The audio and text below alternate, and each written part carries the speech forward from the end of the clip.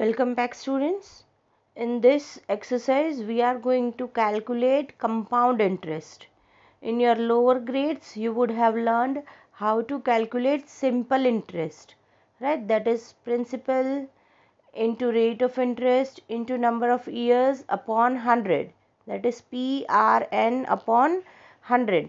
But here we are going to calculate compound interest. अब compound interest calculate करने के लिए दो मेथड्स होती है. अगर आप कंपाउंडेड एनुअली करते हो तो एक मेथड लगती है, दूसरा होता है compounded half yearly. It means कि हम इंटरेस्ट जो है वो एनुअली काउंट करते हैं या फिर हाफ ईयरली करते हैं या फिर क्वार्टरली करते हैं. ठीक है. So first of all let us see compounded annually. Calculate the amount and compound interest on rupees 10,800 for 3 years at 12.5% per annum compounded annually. ठीक है, इसमें हम compounded annually ले रहे. So our principal is 10,800 rupees. Rate of interest it is 12.5%. इसको मैं improper fraction में लिख सकती हूँ 25/2%. ठीक है. Number of years is 3. तो formula will be amount is equal to principal into 1 plus rate of interest upon 100 raise to number of years. अब हम सबकी वैल्यूज पुट अप करेंगे. So that will be 10,800 multiply by 1 plus 25/2 into 100 raise to 3. मैंने 25 और 100 को cut किया है. 25 one ज़ा एंड 100 इज़ 25 फोर ज़ा.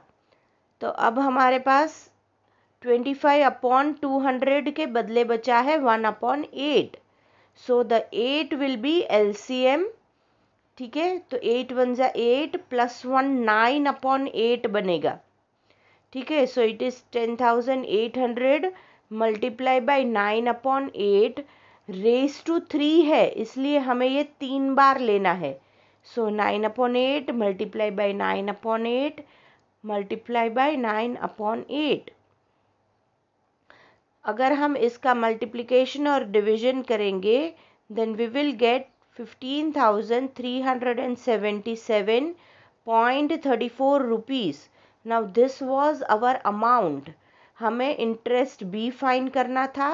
So compound interest is equal to amount minus principal. So that will be 15,377.34 minus 10,800. So that is 4,577.34 rupees. This is our interest. That is compound interest. ठीक है.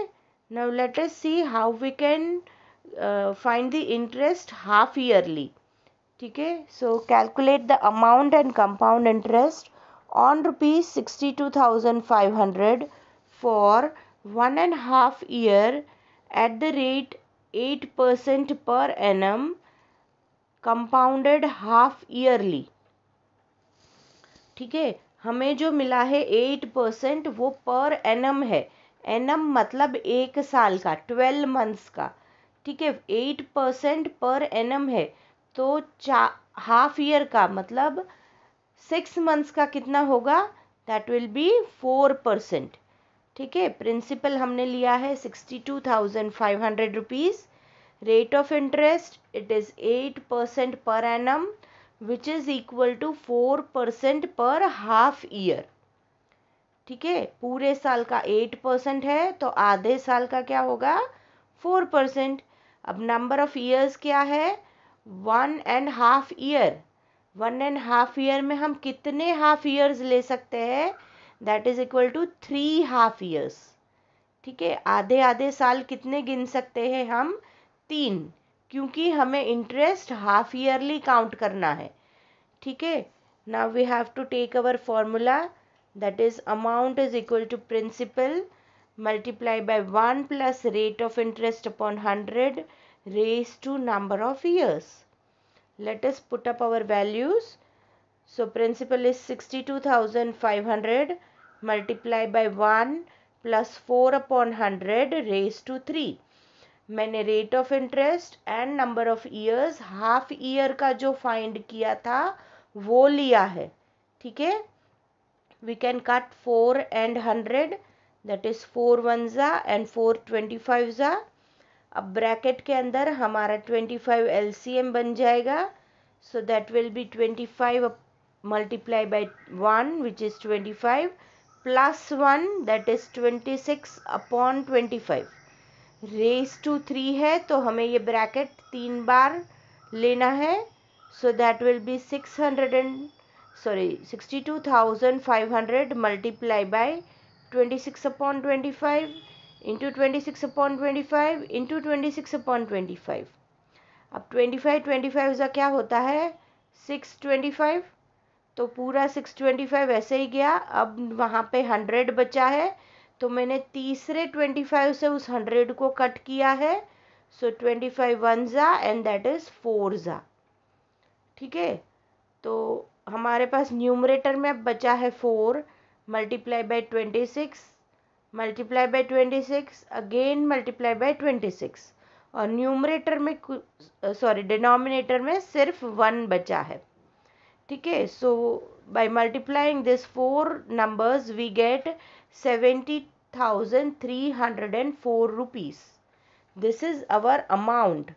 Now interest is amount minus principal, that is 70,304 minus 62,500. So we get 7,804 rupees. This was our interest compounded half yearly. ठीक है. So I have tried to solve your doubts. I have solved almost all the methods, each sum for one method in these 3 videos. Go through your exercise and happy learning. Thank you.